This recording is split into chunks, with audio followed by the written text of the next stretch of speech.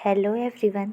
तो कल हमने नेफ्रोटिक सिंड्रोम का पार्ट 1 देखा था, जिसमें हमने नेफ्रोटिक सिंड्रोम क्या होता है, उसकी डेफिनेशन और वो किन किन कॉजेस से होता है और उसके क्या क्या क्लिनिकल मैनिफेस्टेशंस हैं, इतना हमने देख लिया था। आज हम इसका डायग्नोस्टिक इवैल्यूएशन एंड मैनेजमेंट देखेंगे। तो सब फर्स्ट ऑफ ऑल हम इसका डायग्नोस्टिक इवैल्यूएशन देखेंगे।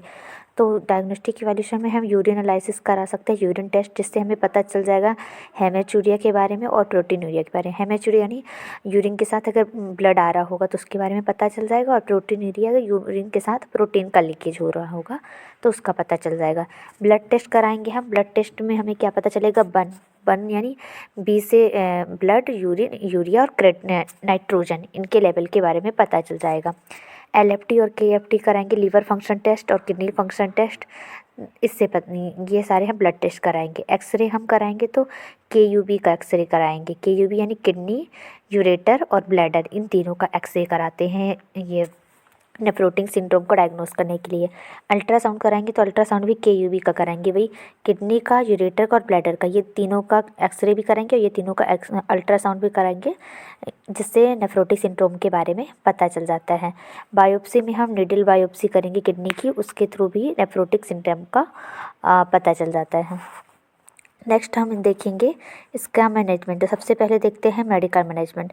ये एक इसमें कॉजेज में हमने पढ़ा था कि ऑटोइम्यून डिजीज है, मतलब एंटीबॉडी फॉर्म हो जाती है जो हमारे डिफरेंट सिस्टम को अफेक्ट करती है, जिससे ये किडनी वगैरह को डैमेज करती हैं। तो अगर ऑटोइम्यून के कारण हो रहा है तो हम कॉर्टिकोस्टेरॉइड पेशेंट को डॉक्टर प्रिस्क्राइब करते हैं।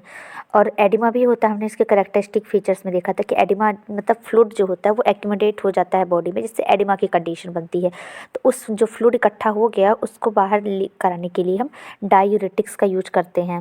और अगर हाइपरलिपिडीमिया हो गया, मतलब लिपिड या फैट ज़्यादा हो गया है, तो एंटी लिपिड ड्रग यूज करेंगे ताकि वो जो एक्स्ट्रा लिपिड है वो बॉडी से एक्सपेल आउट हो सके। और पेशेंट को इसमें सिम्टम्स हमने देखा था, फीवर वगैरह भी आते हैं तो एंटीपायरेटिक्स देंगे। अदर जो ड्रग्स होते हैं वो सिम्टोमेटिक दे देते हैं कि जो सिम्टम्स पेशेंट को दिखाई दे रहे हैं।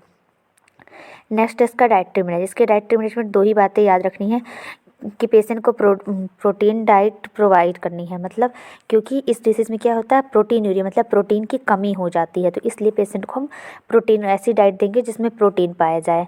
और हाइपरलिपिडीमिया भी होता है, मतलब लिपिड या फैट का लेवल ज़्यादा हो जाता है पेशेंट में, तो हम जो डाइट देंगे उसमें प्रोटीन तो होना चाहिए, लेकिन लो फैट डाइट होना, फैट लिपिड जो है इसका लेवल कम होना चाहिए, क्योंकि पेशेंट की बॉडी में ऑलरेडी लिपिड का लेवल ज़्यादा, और हम ऐसी डाइट दे देंगे जिसमें ज़्यादा लिपिड या फैट रहेगा तो कंडीशन वर्स हो सकती है। इसलिए ऐसी डाइट देना है जिसमें प्रोटीन ज़्यादा हो और फैट या लिपिड कम हो, की बात का ध्यान रखना है।